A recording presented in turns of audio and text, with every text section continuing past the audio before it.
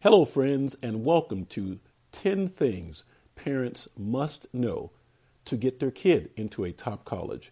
My name is Daryl Mobley, and I am a consultant to parents and high school teenagers who wish to get into top colleges. Very quickly, a little bit about me. I help high school students position themselves to be accepted by schools that are at the very top of the list. Schools like, and the list is long enough but short enough, you'll understand: Duke, Dartmouth, Princeton, Yale, MIT, Harvard, Cornell, West Point, Annapolis, Stanford, Chicago, Brown, Williams, Columbia, USC, Swarthmore, Northwestern, Rice, Georgetown, Penn, Amherst, Cal Berkeley, Wellesley, Bowdoin, Notre Dame, Caltech, Tufts, Carnegie Mellon, UCLA, Wesleyan, Johns Hopkins, and a host of other top public and private colleges. The truth is that these schools are extremely difficult to get into. And you know what? That's the way it should be. You are here now because as a parent or as a student, you want the best for your child, or if you're the kid himself, you want the best for yourself. And this is a time of your life to go for the best. Here's the reality. There are plenty of spaces in these top colleges for top students. If you have the right game plan and if you apply yourself to executing the game plan perfectly. This seminar is about the 10 things parents or their kids must know to get their kid into a top college. And certainly if you look at this page now, you see below on the infographic below, there are 10 things that are featured because they are red puzzle pieces. Just look below, you'll see. You can scan and listen to me talk. Look below and you'll see. The truth is there are a lot more than 10 things you need to know in order to gain admittance into these top colleges. Here's the deal, though. I want you to know that it can happen for you and your child. Top colleges are waiting for you and your child if you have the right game plan and you get busy. The time to start is now, if not sooner. I'm going to share a lot of information with you. This is not going to be a long seminar. I'm going to share a lot of information with you. If you have any other questions about this, you can contact me. Here's what you do. Just go to my webpage, topcollegeadmissionsprep.com. That's topcollegeadmissions with an S at the end, prep.com. Go there, it gives you a little more information, background on how you and I came to be together today on this, and it gives you a couple of things you can link to, and you can send me information, request information from me. I would love to work with you and work with your child. I work with kids all over the world. Geography, location is a little never mind. In today's world with phones and emails and faxes and texts, I can communicate with your kid. Right now, I have kids I work with who come from 6 of the 7 continents. They are in those schools that I spoke to you about. All right. So I reach far and wide using technology. No problem. Without any further ado, well, let me just say one other thing. Please feel free to share the infographic you see below with your friends. You can do that one of 2 ways by embedding the infographic. You see at the very bottom of the page, it'll tell you how to do that. Embedding it on your blog or your website, whatever, or simply send out a link to this page. The link to this page is info.topcollegeadmissionsprep.com. INFO period topcollegeadmissionsprep.com. You send that out, that'll get to people. It can help a lot of people. I'm happy about that. Number 2, I want to make sure that you understand that it's very complex. There are a lot of pieces to the pie, the puzzle piece, the pie that is getting into these colleges. I can work with you. I look forward to helping you on that. And hopefully today I can open some eyes and some minds about what is possible. Okay, let's get started. I'm going to go through the 10 things every parent should know. Again, you can follow along by looking at the red puzzle pieces below. The other piece I can't cover because of time. You can follow up with me. I'll be glad to talk to you about that. Oh, wait, one other thing before we get going. I want you to know that I actually offer a guarantee. It's very simple. Work with me. Take advantage of my experience, my insights. Follow the personalized plan we develop, and I guarantee you that you will get into a top college. Your chances of getting admitted to an elite school will be raised significantly by following the plan we establish together. That's my guarantee. Okay, let's get started. First of all, you must have a game plan. I mentioned that in my little preamble there. You must have a game plan. What that means is getting into these colleges is not luck.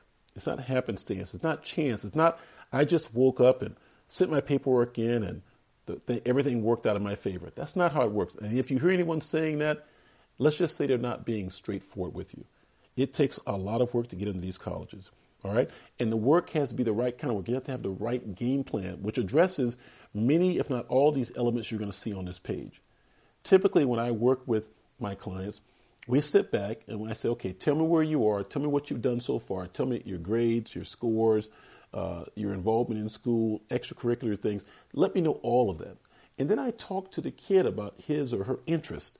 And before long, what ends up happening is I end up shaping together the draft of a plan for them based on where they are, if they're freshman, sophomore, junior, where they are in their school journey, their high school journey. And I put together a plan saying, here's the kind of pathway that can lead you to best position yourself to be accepted by these schools. The kid has to agree to the plan. The parents have to agree to the plan. It has to fit kind of what they want to do and who they are as a kid, their interest levels, that sort of stuff. We talk about the schools that can be a match for what they're interested in, what they want to do, their goals, aspirations, all that kind of wonderful stuff. So you have to have a game plan, very detailed, specific things to be done at specific times of the year throughout your high school career. And by the way, I put together game plans for kids who were halfway through their junior year. I put together game plans for kids who were 1 month away from their junior year ending. And I put together game plans for kids who were freshmen in high school, taking them all the way through to their journeys. I've been doing this for a lot of years, and putting together the right game plan, which is specific to each student, putting together the right game plan has led me to, quite frankly, the best success rate of any consultant in the business. I know what I'm doing. I know how to help you and your child reach your academic dreams. Please note that when I say put together the plans, I actually put together the plans and ride herd over the process during the entire time of the journey. So if I start with your child when he or she is a freshman, trust me, I am on their shoulder for the next 3-4 years. Sophomore, same thing. Junior, same thing. All the way through until success. I don't put together a plan, drop it on your desk and say, we're done.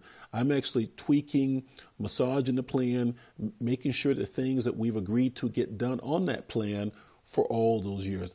I will get more emails and texts and phone calls from your kid than you get from them, quite frankly. And they're happy to call me as they report on what they're doing and how they're doing it. Again, when you're positioned as their coach oriented only toward their success, the relationship is a good one. Number 2, the kind of students who get accepted into these colleges fall under the heading of being unique, singular in their appeal, uncommon in what they've accomplished, special, distinct, remarkable. Those are the kind of words, or one of those words at least, must be associated with the students who seek to gain admittance into these schools. Are you unique, singular? Are your accomplishments uncommon? Have you done special things in schools? You see, you cannot be like everyone else. You can't blend into the crowd and be accepted by these colleges. So your child, or you, if you're the kid listening to me, you have to look at what you're doing and what you've done and say, okay, is what I'm doing unique? Have I been uncommon?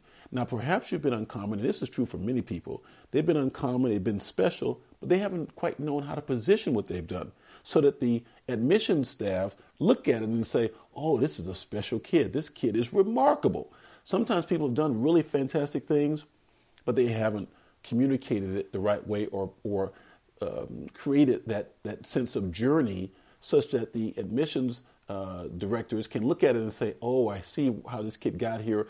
I see where they're going, and it is fantastic. So unique, singular, uncommon, special, distinct, remarkable. These are all the kind of things that you have to be if you want to get in. Because why on earth would an elite school, by definition, that elite school is unique?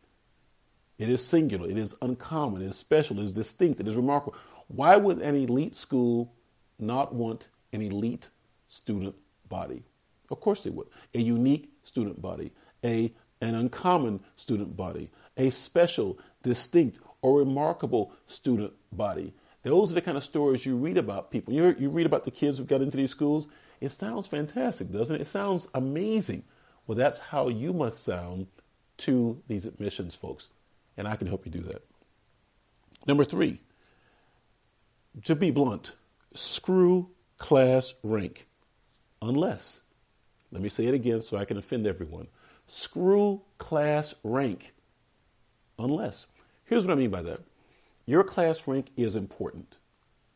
However, you need to understand, and once you dig into it, you understand how each school works. You can be the number 10 person in your class, and that can actually hold you back from getting accepted. The class rank and how schools value it, it varies. Being number 5 can sound amazing to you, but it can be ho-hum to these schools. So you need to know what your class rank means. Sometimes being 15th in the class can be amazingly well received by these schools. And sometimes being 5 can be, whatever, no big deal. It depends upon a lot of different things. Your school profile, how you stand on the other elements in your admissions packet. There's a lot of stuff that goes into it. My point is, by telling you about screw class rank, that if all you've got going for you is your class rank, then you're not special. You're not unique. It doesn't matter.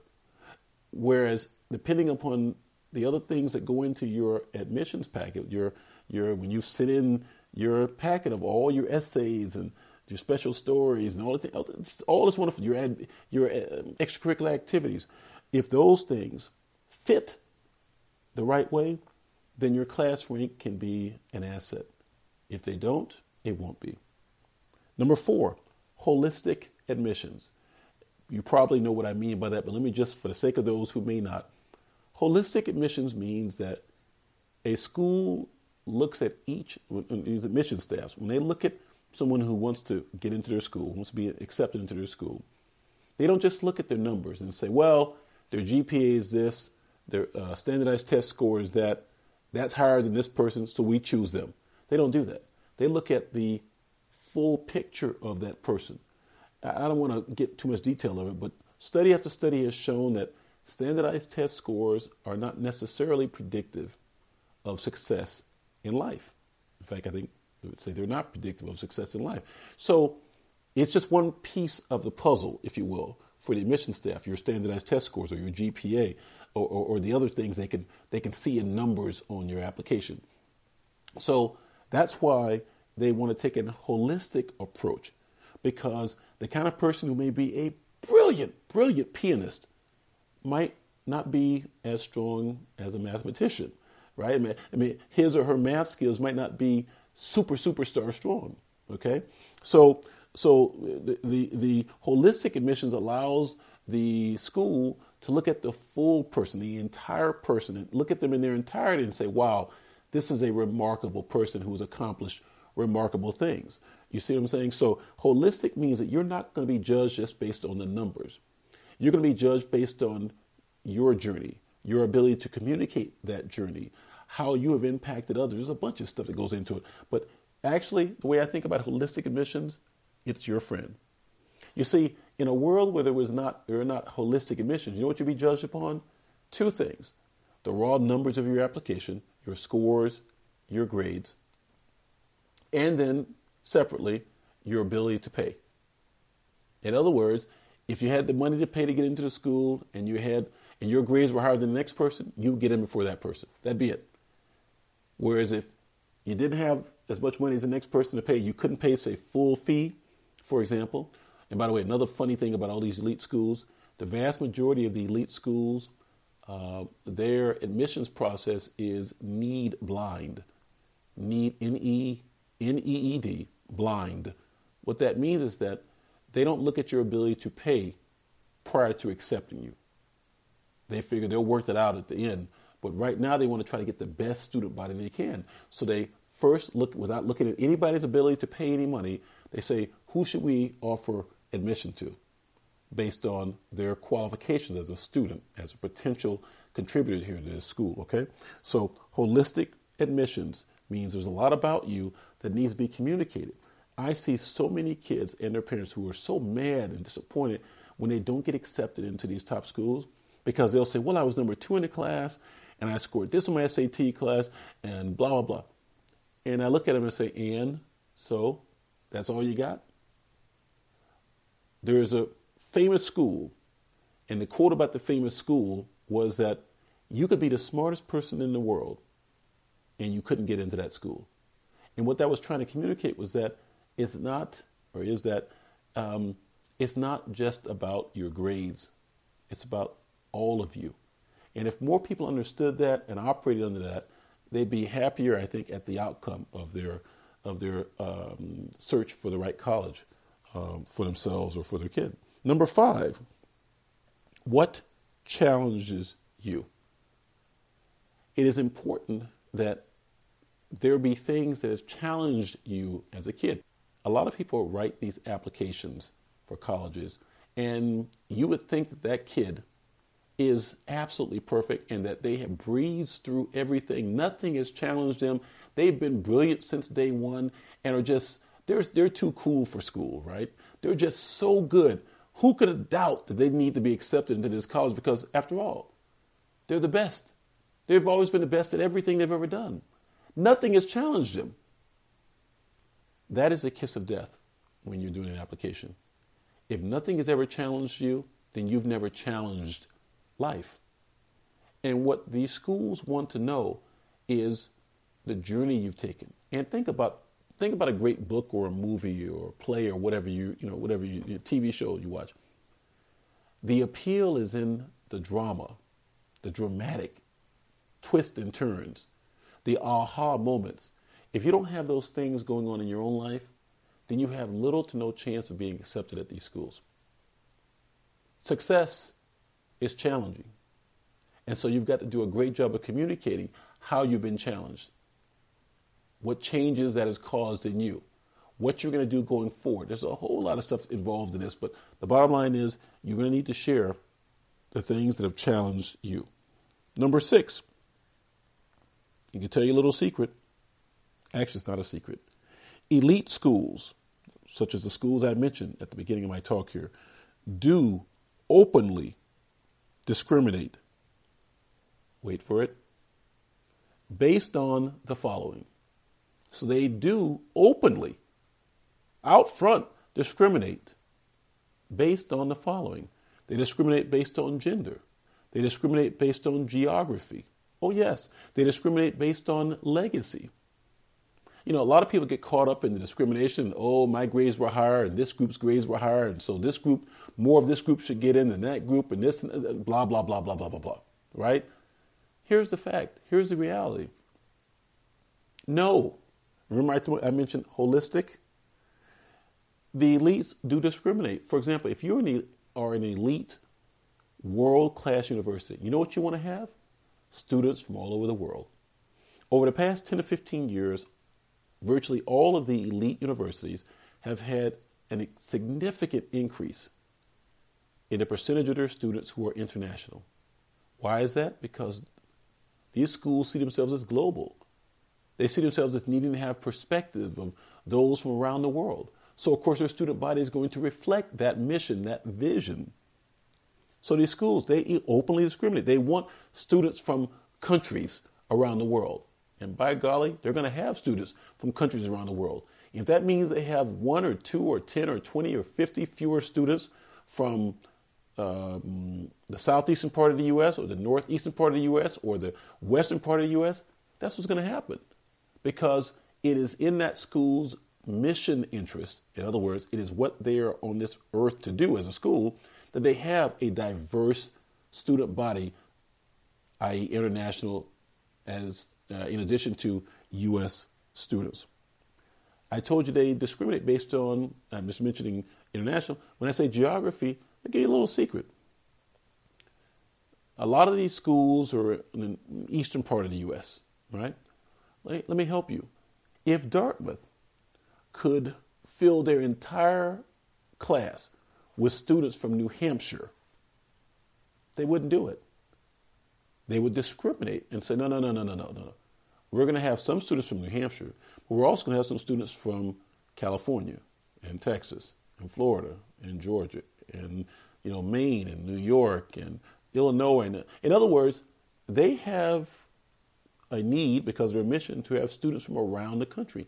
And if you look at their their classes year in and year out, you'll see somewhere around the neighborhood of the same number of students from each state year in and year out. There is some variance, but for the most part, the same relative size of the class. There's students, a lot of students from Texas, a lot of students from Florida, a lot of students from California, a lot of students from New York, wherever it would be. My point to you is this.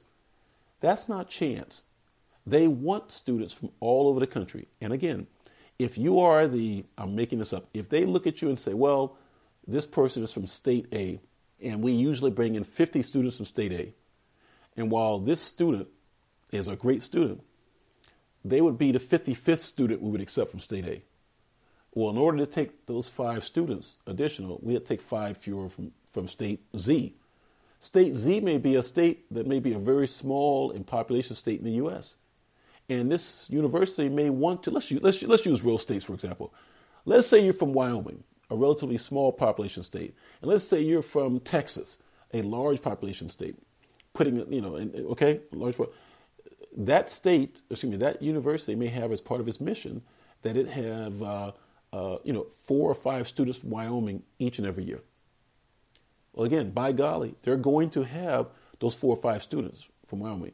And you know what? In theory, you might look better, you as a student, than the student they take out of Wyoming. But you know what? Putting together their classes, they don't care about that. This is their discrimination. We're going to have students from Wyoming. We're going to have students from Idaho. We're going to have students from Alaska. We're going to have students. And if that means we take 1 fewer, 2 fewer, 3 fewer students from Texas or California or Florida or Illinois or Indiana or Maryland or wherever, so be it. In other words, they discriminate openly about this. It's very obvious. If you look at their class makeup, you see their discrimination. Tell you the area of biggest discrimination. Absolute biggest, over the top, we don't care discrimination. Gender. Virtually all these top schools, their classes are almost always exactly 50-50 male-female. Now, for you statisticians out there, how is that possible? Really, seriously, do you think that year in and year out, a college would be able to have 51-49, 50.5, 49.5, male-female, 51-2 male and the rest female? Think about it. That is not chance. It's not chance. They know what they're doing, and they're going to get that balance in their class gender. Why is that? Listen, except there are some schools that are specific in their mission. Wellesley College, Swarthmore, West Point, Annapolis, those where the gender makeup is skewed heavily one way or the other, because that's part in the mission of that university. Take them out of this equation for a second. Virtually every other school says, no, we want to have a student body, a class, where we don't, we can satisfy the social needs of our males and our females. If we have, 80% male and 20% female, there's going to be a whole lot of males that are dissatisfied with their social opportunities. Okay? In other words, they know what they're doing, and they're going to discriminate based on that. Now, again, for those of you out there who say they're discriminating based on race and that sort of stuff, this thing is so complex. I could make the case that discriminating based on race is one of the less likely things you have to worry about, to be concerned with. There are the other things you got to worry about. How many people from your state do they take? You got to start with that, because if they only take 10 people from your state year in and year out, and you're the 85th person in their state, you're not getting in. If they take 300 people from I'm making this simple. Let's say it's a university, and they always take 300 people from the state of, let's pick Texas again. The state of Texas, 300 students come in from there. And the students come in are roughly 50-50 male, female, and you're a male. You know who you're competing with if you live in Texas? You're competing with the 50% of the 300 that are male. So not the 300 and not the thousands that go into the class as a whole. You're dealing with that state.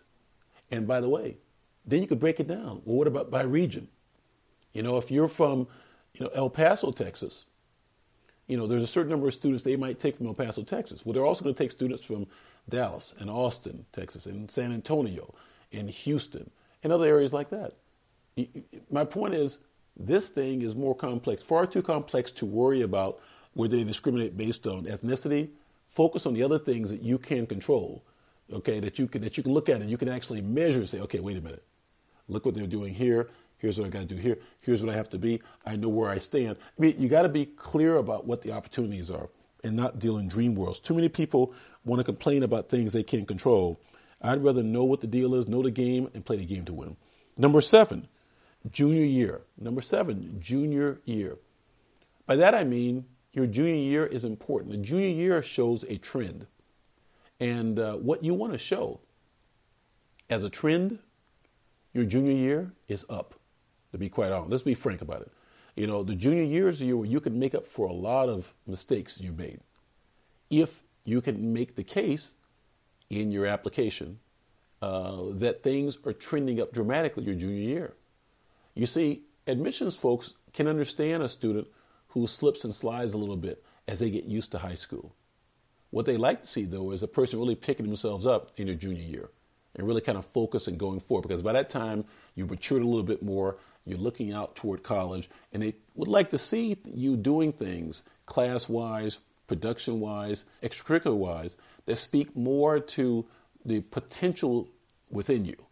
You see what I'm saying? So important that you understand the junior year is really important, all right? And it has the opportunity to save the day if used correctly and if communicated correctly to your the colleges you're going to apply to. Number 8 is depth or breadth.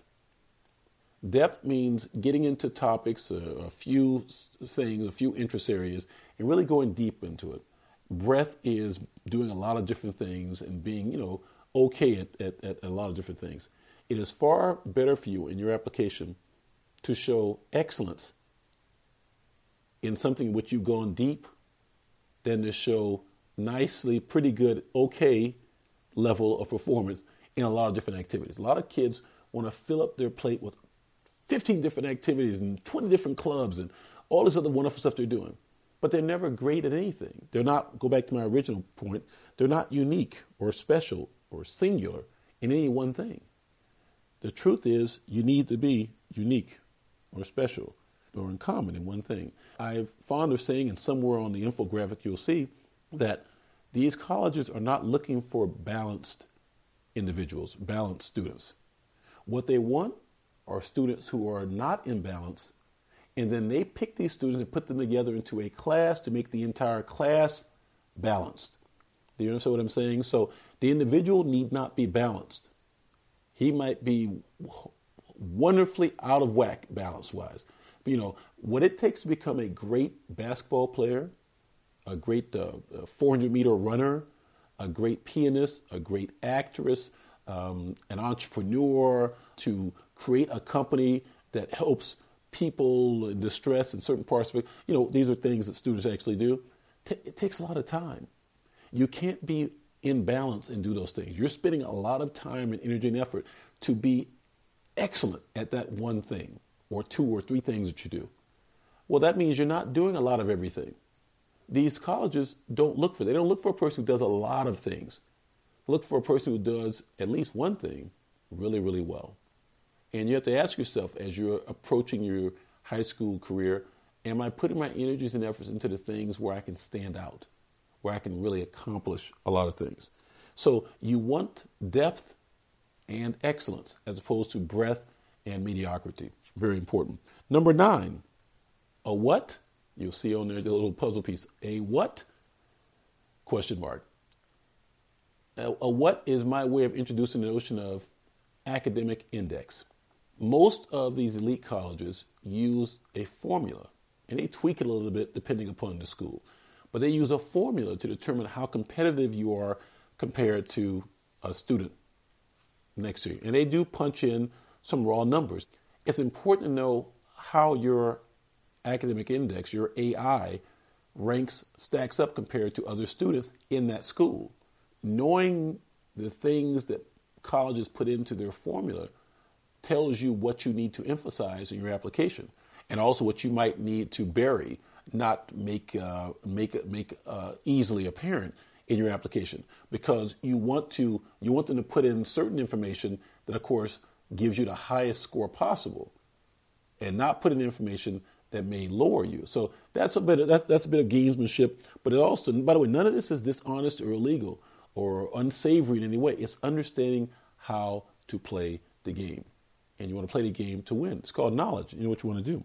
So that's important to know. And most parents have no idea, students have no idea how that works and how it's different for each school, what's competitive and what's not.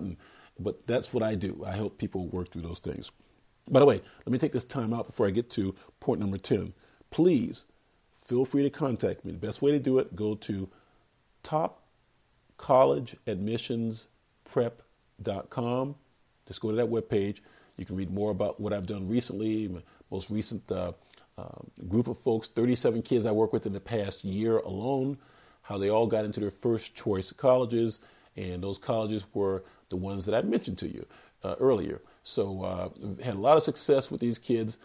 Sometimes I can say things to them, cajole, tweak, kick in the butt that you as a parent can't say or don't feel you can say or haven't been able to say effectively. Sometimes they'll listen to me because I'm their coach. And my sole purpose for being is to help them succeed at reaching their goals. And once they know that, they can take kind of a more direct approach from me than they might be able to take from, say, their parent, just because there is emotions and whatnot wrapped up in that whole parent-child relationship thing. So anyway, so there's that. So feel free, go to topcollegeadmissionsprep.com. Number 10 of the 10 things parents must know to get their kids into a top college. It is this: success takes a team. Losers apply alone. Getting into these colleges is going to require teamwork. It requires acknowledgement that I being student, can't do everything myself. That I being the student, can't see every boogeyman behind every corner. That it takes other eyes, other people who are able to help me, assist me in growing and developing and putting together the very best application and the very best high school career possible. Let's think of some of the people it takes for that kid to get into colleges. It takes the kid, right, which is always great. It takes the folks who are going to write the recommendations, have to write incredibly fantastic, wonderful recommendations. Not honestly, don't mean to offend anybody, but most of the recommendations that teachers write are not persuasive. They are boring. They don't deal with the issues colleges really want addressed. But there's a way to do that, and I will show you how to do that, how to put forth the right sort of recommendation written in the right way for your own student, or for you if you're the student yourself. In addition, it can be a boss at work. It can be a professor at a university.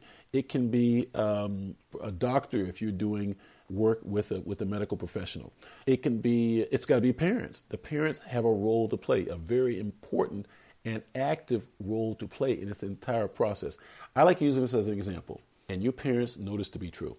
For most kids, they will forget to make their bed. Some will forget to comb their hair. Some forget do I have the right socks on? Did I put my belt in my pants? I mean, that's just the reality of being a teenager. It happened to me. I was that way. And for most of you out there, I know you perfect ones, it never happened to you. For most of you out there, you were like that too. The thought that you would trust the future, all the decisions that are going to determine a whole lot about the future of that kid, to a kid who will forget to brush their teeth, who will forget that they need to make their bed, who will forget to wash the dishes. You're going to trust their future to a person who's not fully formed yet, who's the maturity level is not where it needs to be yet. You're going to put that all on them. To me, that is the wrong move to make as a parent. It is pretty foolish. And it is a reason there's so much disappointment in the results that occur, because parents step back, and most of the kids will want the parents. They'll say, you need to step back. But the truth is, kids will ask for many things that are either not in their best interest or that they really don't want, but they kind of feel they should ask for. I want to do it myself, Mom and Dad, just me. Well, they're going to fail. They're not going to do it themselves, period. It's not going to happen. It's not going to happen. They're not going to be successful. When you look at these folks, let me give you a little information. There's one of the elite schools, very, very, very well known, one of the 3, 4, or 5, always ranked 3, 4, or 5 best in the world schools. Fully 30 of a recent class of theirs, 36% of that class that was accepted at this school, 36% came from 11 high schools in the country. 11 high schools produced hundreds of in this one school, in one class. Now just think this out for a second. Why are they doing that? Why is that so? That's a true statement. That's true. Believe me, if you looked at the numbers, you see that going on for a lot of colleges, a lot of these elite colleges. Why is that so? Well, those kids are in what are known as feeder schools, okay? Typically private schools that really exist to prepare these kids academically and otherwise to gain entrance into these top schools. My point is, when parents, and if you're one of the parents who sent your kids to those schools, you already know what I'm talking about. When you send your kids to those schools, you're sending them because you understand success requires a team. And that school, that boarding school, has everything about it is focused on that kid achieving high academic standings such that they can gain acceptance in these schools. Even within the same class of kids at that school, think again, 36% of a recent class that offered admission came from 11 schools. Let's say, for example, this school's offered admission to 2,000 students. Okay, 2,000 students. So 36% means what? 720 students came from 11 high schools. Just think for a second. It's outrageous, right? Isn't that outrageous? Think about it. It's just crazy. But my point is, it takes a team. And those feeder schools, those private boarding schools, are excellent teammates of the kids who are there. I operate as part of the team for you. I know the insides and the outs, and I help prepare kids. And again, my hit rate is extremely, extremely high. Hit rate meaning the percentage of kids who end up going to top schools. In fact, I've never not had a kid who I work with get into a top school. They don't always get into their first choice, although most do, the vast majority do. The truth is that sometimes the best match for a kid might be their second choice or third choice. Ultimately, people kind of get into the school that's the best match for them. The one that they are able to communicate to the right way in their application, that school sees that there's a match, offers, and everything works out fine. And at the end of the day, I believe everything works out correctly, the way it should. My goal with the students and families that I work with is to make sure that you're positioned so well that there's a clear match between you, the aspiring college student, and the college, and that the college can see that and process that. That's kind of what I do. So those are the 10 things parents must know to get their kids into a top college. Final thing, you'll see I mentioned it down there for those of you out there who are really into your SAT stuff. A perfect SAT score is fantastic. It is great. I hope you get it. But it will not get you into an elite school. It's not enough. Holistic. There's a whole lot of stuff. Everything has to fit together. And when it does, you have an incredibly high success rate that my students have. All right? Very important. So there you go. 10 things parents must know to get their kids into a top college. I hope you found this helpful. I hope it helps you orient yourself, your kid, the next few years of your lives in the right direction. I ultimately hope it helps you get into the kind of school that you want. Again, please feel free to contact me, Daryl Mobley, at topcollegeadmissionsprep.com. topcollegeadmissionsprep.com. You go to that page, click on a link, take you to there. You can communicate with me right away. And let's make some good things happen for you and your kid. Thanks a lot for your time again. Daryl Mobley here, topcollegeadmissionsprep.com. Enjoy life. Bye-bye now.